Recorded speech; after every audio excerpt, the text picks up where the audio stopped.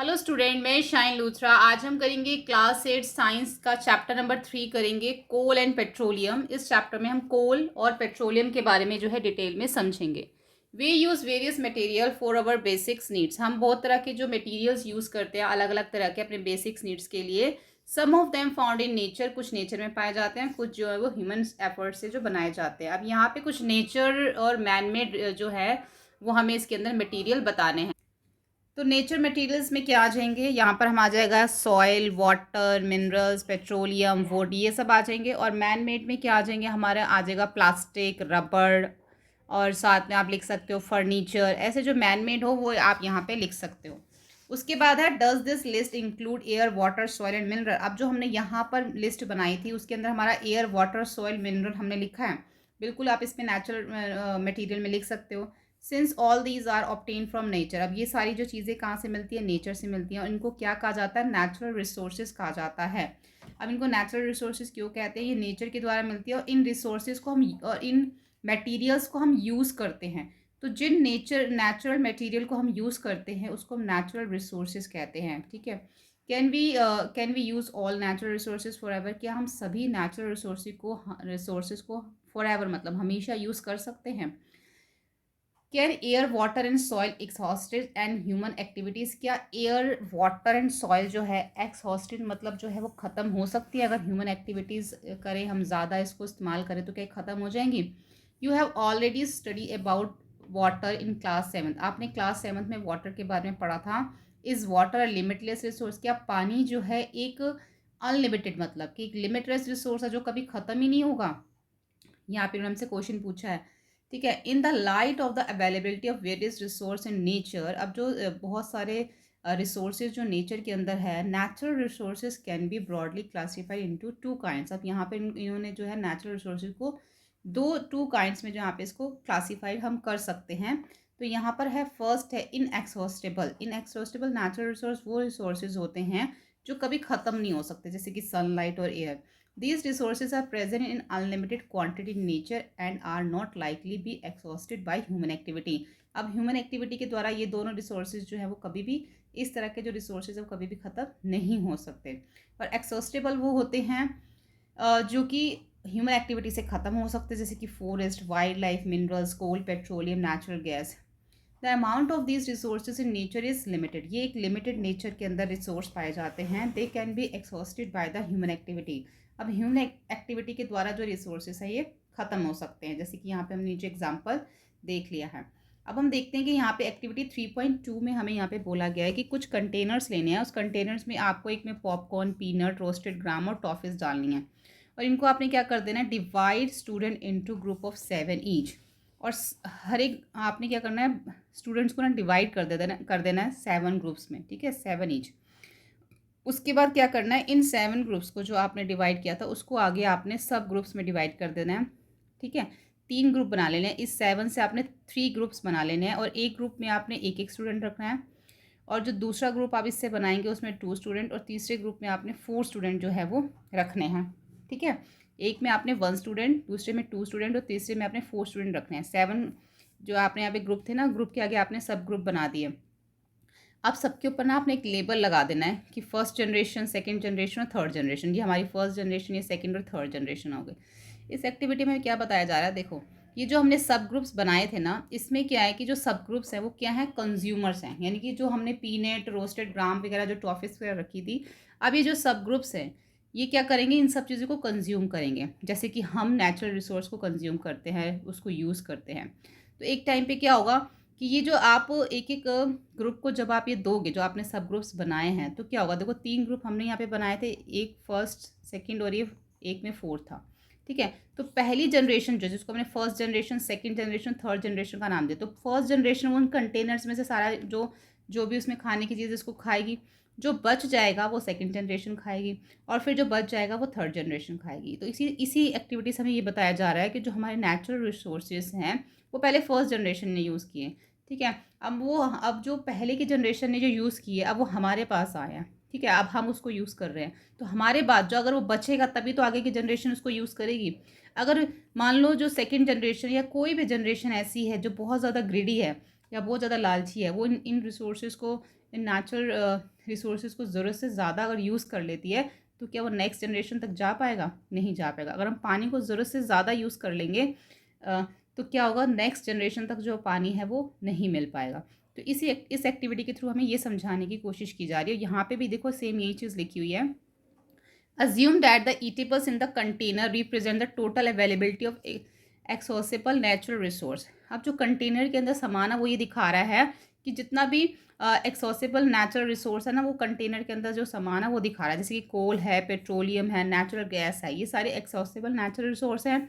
तो जो कंटेनर में सामान है वो सब ये चीज़ें दिखा रहा है। अब ईच ग्रुप ने क्या किया, ईच ग्रुप में हैव द डिफरेंट कंजम्पशन। हर एक ग्रुप जो अलग अलग तरह से कंज्यूम करेगा, उसको कोई कम खाएगा, कोई ज़्यादा खाएगा। तो our earlier generation of any group of greedy, अगर कोई भी जनरेशन अगर ग्रीडी हो, ठीक है, तो it may be that the earlier generation is some group were concern about the coming generation and left something for them. अब जो अगर कोई भी जनरेशन अगर इसमें से बहुत ज़्यादा ग्रीडी है तो क्या होगा, आने वाली जनरेशन के लिए कुछ नहीं बचेगा, and left something for them, है ना। तो उनके लिए क्या बचेगा। तो ये चीज़ हमें इस एक्टिविटी के द्वारा हमें बताई जा रही है कि जो भी चीज़ हम नेचुरल रिसोर्स जो यूज़ करते हैं तो उसको उतना ही यूज़ करना चाहिए जितनी हमारी ज़रूरत है। In this chapter we learn about the exhaustible natural resource. इस चैप्टर में हम एक्सॉस्टेबल नेचुरल रिसोर्स के बारे में पढ़ रहे हैं, जो कि कोल, पेट्रोलियम और नेचुरल गैस है। These are from the dead remain living organism fossils. और ये किससे बनते हैं, डेड लिविंग ऑर्गेनिज्म जो मर जाते हैं, जो उनसे ही जो है फॉसिल्स से जो ये सारा अब हमारा ये चीज़ें बनती हैं, कोल, पेट्रोलियम और नेचुरल गैस है। These are known as a fossil fuel, और इनको फॉसिल फ्यूल के नाम से भी जाना जाता है। अब यहाँ पे हम देखते हैं कोल के बारे में, ठीक है। अब हम पढ़ेंगे सबसे पहले कोल के बारे में। You may have seen coal or hear, आपने जो है कोल को देखा भी होगा और इसके बारे में सुना भी होगा। ये बहुत हार्ड स्टोन होता है जो कि ब्लैक कलर का होता है। ये आप देख रहे हो ना, ये कोल है, कोयला। Coal is one of the fuel used in food, खाना पकाने के लिए यूज़ किया जाता है। It is used in early engine to produce steam of the run engine, engine को चलाने के लिए पहले जो है कोयले का यूज़ किया जाता था, जो ट्रेन चलती थी, स्टीम इंजन जिसको कहते हैं। It is also use the thermal power plants to produce the electricity, electricity को प्रोड्यूस करने के लिए कोल का यूज़ किया जाता है। Coal is also use for fuel in various industries, और बहुत सारी इंडस्ट्रीज में इसका यूज़ किया जाता है। Where do we get coal and from and how it is form, कहाँ से हमें कोल मिलता है, कैसे ये बनता है। About 300 million years ago, Earth had dense forest in low-lying wetland area. अब 300 मिलियंस पहले जो है ना, बहुत अर्थ के ऊपर डेंस फॉरेस्ट, बहुत सारे फॉरेस्ट थे, और यहाँ पे क्या था, और इसमें पानी की भी जो क्वांटिटी थी ना बहुत ज़्यादा थी, पानी की मात्रा भी बहुत ज़्यादा थी। Due to natural process of like flooding, अब नेचुरल प्रोसेस जो फ्लडिंग जैसे बाढ़ आ जाती है, तो उस टाइम पे क्या हुआ कि जितने भी जंगल थे मिट्टी में दब गए, बरिड हो गए। एज मोर सॉइल डिपॉजिट ओवर दैम, उसके ऊपर मिट्टी आ गई, धीरे धीरे वो क्या होने लग गए, कंप्रेस्ड होने लगे, अंदर की तरफ दबने लग गए। द टेम्परेचर ऑल्सो रोज, जैसे जैसे टेम्परेचर बढ़ता गया, दिस सैंक डीपर एंड डीपर, ये और गहराई में अंदर दबते चले गए। Under high pressure and high temperature, ज़्यादा प्रेशर होने की वजह से और ज़्यादा टेम्परेचर होने की वजह से जितने भी डेड प्लांट्स थे ये स्लोली स्लोली कोल में कन्वर्ट हो गए। As coal contain as coal contain mainly carbon, अब कोल से क्या निकलती है, कार्बन जो उसके अंदर कंटेन होते हैं, मतलब कोल के अंदर कार्बन होती है। The slow process of conversion of dead vegetation into the coal is called carbonisation. अब देखो जो ये प्रोसेस है ना, डेड वेजिटेशन से कोल का बनना, इसी प्रोसेस को कार्बनाइजेशन कहा जाता है। Since it was form from the remain of vegetation, जो कि रिमेन ऑफ वेजिटेशन से बनता है। कोल इज ऑल्सो कोल, और कोल को जो है फॉसिल फ्यूल भी कहा जाता है। फिगर 3.2 में हमें कोल माइन यहाँ पे दिखाई गई है। व्हेन हीटेड इन एयर, जब ये गर्म होती है, कोल को जब जलाया जाता है, the produce mainly carbon dioxide gas, तो इसमें से कार्बन डाइऑक्साइड गैस जो है वो निकलती है। Coal is process in industry to get some useful product such as coke, coal tar and coal gas. अब जो कोल जो है, कोल से क्या क्या चीज़ें प्रोड्यूस हो रही हैं, कोक, कोल तार और कोल गैस। अब हम इन तीनों के बारे में पढ़ेंगे जो कि कोयले से बनती है। तो सबसे पहले कोक, कोक जो एक टफ होती है, पोरस यानी कि उसके अंदर छेद होते हैं, और ब्लैक कलर का सब्सटेंस होता है। ये जो यूज़ किया जाता है, it is an almost pure from the carbon, ये कार्बन के जैसे ही जो है वो प्योर होता है। Coke is use in the manufacture of steel, steel को बनाने के लिए। इसके साथ कुछ ऐसे मेटल्स होते हैं, उसको एक्सट्रैक्ट करने के लिए भी कोक का यूज़ किया जाता है, उसको अलग करने के लिए भी कोक का यूज़ किया जाता है। कोल तार भी ब्लैक कलर का थिक लिक्विड होता है विद अनप्लीजेंट स्मेल, इसकी बहुत अजीब सी स्मेल होती है। It is a mixture of, ये किस चीज़ का मिक्सचर होता है, इसके अंदर बहुत सारे 200 सब्सटेंसेस होते हैं, ठीक है, कोल तार के अंदर। Produce obtain from coal tar are use the starting material for manufacturing various substance use in everyday. अब ये जो है प्रोड्यूस ऑब्टेन फ्रॉम जो कोल तार है वो यूज़ किया जाता है किसके लिए, कुछ ऐसे मटेरियल को बनाने के लिए जिनका बिल्कुल स्टार्टिंग है ना, स्टार्टिंग मटेरियल्स मैन्युफैक्चरिंग करने के लिए जिसके अंदर बहुत सारे सब्सटेंसेस होते हैं जो कि हम अपनी डेली लाइफ में यूज़ करते हैं इंडस्ट्री में, उसमें भी इसका यूज़ किया जाता है। जैसे कि सिंथेटिक डाइस बनाने के लिए, ड्रग्स बनाने के लिए, explosive, perfumes, plastic paint, photographic material के लिए या रूफिंग मटेरियल के लिए इसका यूज़ किया जाता है। इसके साथ साथ एक्सेट्रा और भी बहुत सारी जगहों पे कोल तार का यूज़ किया जाता है। इंटरेस्टिंगली नेपथलीन बॉल्स जो होती हैं जो हम अपने घरों में कपड़ों में रखते हैं वाइट कलर की इंसेक्ट्स को मारने के लिए, repel moth and the other insects are also obtain from the coal tar. ठीक है, ये सब इससे बनता है। अब इसके साथ जो अब बाइटुमेन है, बाइटुमेन आजकल जो है यूज़ किया जाता है सड़कें बनाने के लिए, पहले कोल तार का यूज़ किया जाता था। और बाइटुमेन जो है वो पेट्रोलियम से प्रोड्यूस होता है। ठीक है, अब हम पढ़ते हैं कोल गैस। कोल गैस है वो क्या है, coal gas is the obtain during the processing of coal to get coke. जब कोल को कोक में जब बदलती है, जब कोल से जो कोक बनती है, ठीक है, कोल से कोयले से कोक बनती है ना, तो उस समय पे जो वो कोल गैस जो है वो प्रोड्यूस हो जाती है, उस समय पे वो ऑब्टेन्ड हो जाती है। Coal gas is obtain during the process of coal to coke. जब कोल को कोक में चेंज किया जाता है या फिर चेंज नहीं किया जाता, जब कोल से कोक हमें मिलता है उस प्रोसेस में हमारी क्या मिलती है, हमें कोल गैस मिलती है। कोल गैस जो है सबसे पहले कहाँ पे यूज़ की गई थी, लंदन में 1810 में और न्यूयॉर्क में अराउंड 1820 में स्ट्रीट लाइट के लिए जो है उसका यूज़ किया गया था। अब इन दिनों में जो है ये सोर्स ऑफ हीट है रेदर देन लाइट की बजाय अब सोर्स ऑफ हीट बन चुका है। अब एज अ यहाँ पे लिखा हुआ है दिस इज़ यूज्ड, यहाँ लिखा हुआ है इट इज़ यूज्ड, ये क्या किस कहाँ यूज़ की जाती है, it is use as a fuel in many industries, बहुत सारी इंडस्ट्रीज़ में यूज़ की जाती है। Situated near the coal processing plant के पास में जो है ये सिचुएटेड होती हैं बहुत सारी इसकी जो है it is use as a fuel. ठीक है, इसका जो यूज़ है फ्यूल के लिए किया जाता है बहुत सारी इंडस्ट्रीज में जो कि कहाँ पे सिचुएटेड हैं वो इंडस्ट्रीज कोल प्रोसेसिंग प्लांट्स के पास में वो सिचुएटेड है। अब हम पढ़ते हैं petroleum. You may that petrol is use as a fuel. हाँ, जैसे कि आप जानते हैं जो पेट्रोल है as a fuel light automobile such as motorcycle, scooters, car. अब यहाँ इन सब चीज़ों में पेट्रोल का यूज़ किया जाता है। जो हैवी मोटर व्हीकल्स होते हैं जैसे ट्रक, ट्रैक्टर, ऑन डीजल, इनमें डीजल का यूज़ किया जाता है। Petrol and diesel obtain from the natural resource petroleum. अब पेट्रोल और डीजल जो एक नेचुरल रिसोर्स है जो पेट्रोलियम जिनको कहते हैं। The world petroleum is derive from the Petra and the oleum. अब ये पेट्रा और ओलियम से मिलकर बना है। पेट्रा का मतलब रॉक और ओलियम का मतलब है oil. As it mine from the between rock and under the earth shown. अब ये कहाँ से निकलता है कि ये जो माइन किया जाता है, निकाला जाता है अर्थ के अंदर जो चट्टाने हैं उसमें से।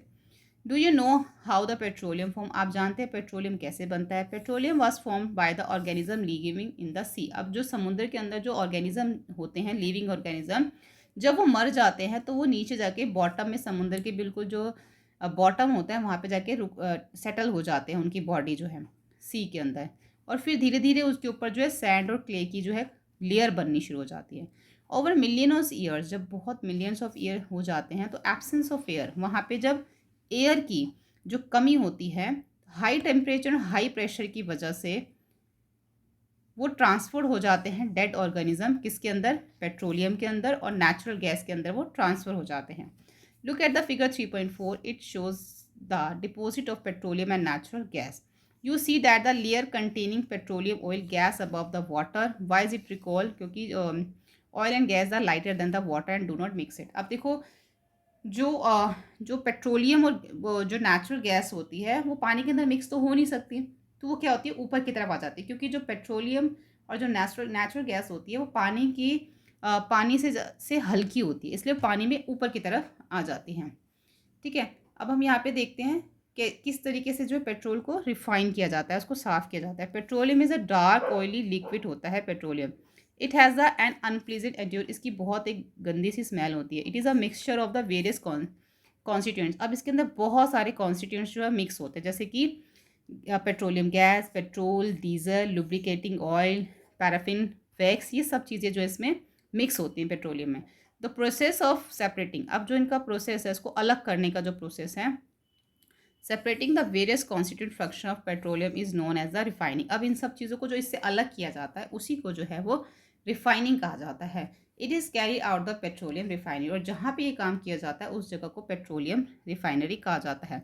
अब यहाँ पे अलग अलग जो है कॉन्स्टिट्यूएंट्स ऑफ पेट्रोलियम दे रखे हैं, जैसे कि एलपीजी, पेट्रोल, केरोसिन, ये सब किस में आ जाते हैं, हमारे पेट्रोलियम में आ जाते हैं।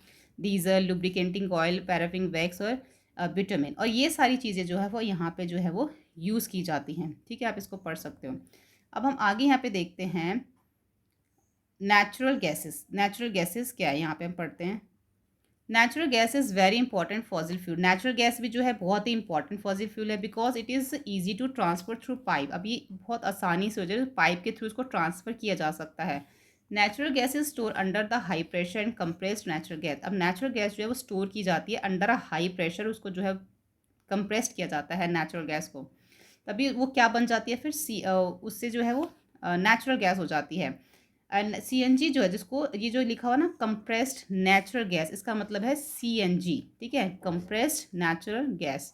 CNG is use for power generation. Power generation के लिए यूज़ किया जाता है। It is now being used, और अब जो इसका यूज़ है वो फ्यूल के लिए भी किया जा रहा है ट्रांसपोर्ट के अंदर, क्योंकि ये जो है बहुत ही लेस पॉल्यूटिंग है, इससे ज़्यादा पॉल्यूशन नहीं होता, और इसका जो फ्यूल है बहुत क्लीन होता है। The great advantage of CNG is that it can be use directly for burning homes and factories. इसका ये भी फ़ायदा है कि डायरेक्टली होम्स और फैक्ट्री में यूज़ किया जा सकता है।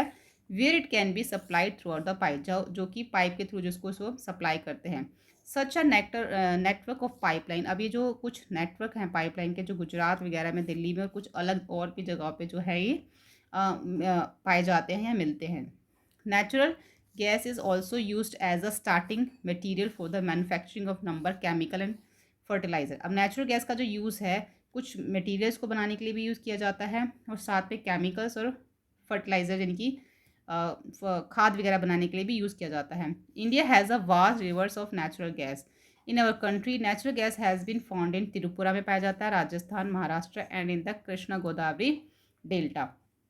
अब यहाँ पे लिखा हुआ है can coal, petroleum and natural gas the prepared in the laboratory from dead organism. यहाँ पे लिखा कि जो कोल पेट्रोलियम है, क्या ये लेबोरेटरी के अंदर तैयार किया जा सकता है नेचुरल गैस वगैरह, तो यहाँ पे लिखा है नो, क्योंकि जो उनकी फॉर्मेशन है वो बहुत ही, जो प्रोसेस होता है उनका बहुत स्लो होता है, तो वो लेबोरेटरी के लिए उसकी जो कंडीशन है वो ठीक नहीं है, कि मतलब ये लेबोरेटरी में नहीं हो सकता, क्योंकि इसके लिए बहुत ही स्लो प्रोसेस होता है। ठीक है, तो इसकी फॉर्मेशन वहाँ पर नहीं हो सकती। अब हम देखते हैं some natural resources are limited, जो कुछ नेचुरल रिसोर्सेज जो लिमिटेड हैं। You have study in the beginning of the chapter that some natural resources are exhaustible like fuel fossil fuel, forest and mineral. आपने चैप्टर के starting में पढ़ा था कुछ ऐसे नेचुरल रिसोर्सेज है जो कि ख़त्म हो सकते हैं, जैसे कि फॉसिल फ्यूल, फॉरेस्ट और minerals. You know that the coal and petroleum are fossil fuels. आप जानते हैं कि कोल एंड पेट्रोलियम जो है फॉसिल फ्यूल्स है। It require the death of organism million of year to get the convert into fuel, और इनको जो है जो डेड ऑर्गेनिज्म से फ्यूल में कन्वर्ट होने में हज़ारों करोड़ों साल, मिलियंस ईयर्स जो हैं वो लग जाते हैं। On the other hand the they known reserve reverse these will last only a few hundred year. Moreover burning of this fuel is major causes air pollution। On the other hand the new reserve. अभी कुछ ऐसे research, कुछ ऐसे भंडार हैं जो कि कुछ ही सालों के लिए जो हैं वो बचे हैं। अब कुछ ये जो हम इसको जलाते हैं, जब बर्निंग करते हैं इसकी, तो इससे क्या होता है कि मेजर कोस क्या होता है, पॉल्यूशन जो है वो बहुत ज़्यादा होता है। ठीक है, उसके बाद यहाँ देखते हैं their use is also link to the global warming. ये ग्लोबल वार्मिंग से भी क्या है, लिंक है। It is a therefore necessary that we use this fuels only when absolutely necessary. इसलिए हमें तभी यूज़ करना चाहिए जब हमें इनकी ज़रूरत हो। This will result is better environment. इससे जो हमारा इन्वायरमेंट अच्छा रहेगा और स्मॉल रिस्क रहेगा ग्लोबल वार्मिंग का, and their availability for a longer period of time. In India petroleum conservation research association, ये जो PCRA है, जो कि एडवाइस करती है लोगों को कि किस तरीके से जो है उनको अपनी ड्राइविंग करनी चाहिए, पेट्रोल और डीजल कैसे सेव करना चाहिए, वो हमें बताती है कि वाइल ड्राइविंग के टाइम पे कैसे पेट्रोल और डीजल को सेव करना चाहिए। Drive a constant and moderate speed as far as possible. जब ड्राइव कर रहे हो तो एक ही जो है स्पीड हमें इसमें रखनी चाहिए, जो एक मॉडरेट स्पीड होती है, जितना ज़्यादा हो सके as far as possible. Switch for all engine, switch off the engine at traffic light or at the place where you have to wait. जब भी आप कहीं वेट कर रहे हो या ट्रैफिक लाइट में खड़े हो तो आपको इंजन अपना ऑफ कर देना चाहिए।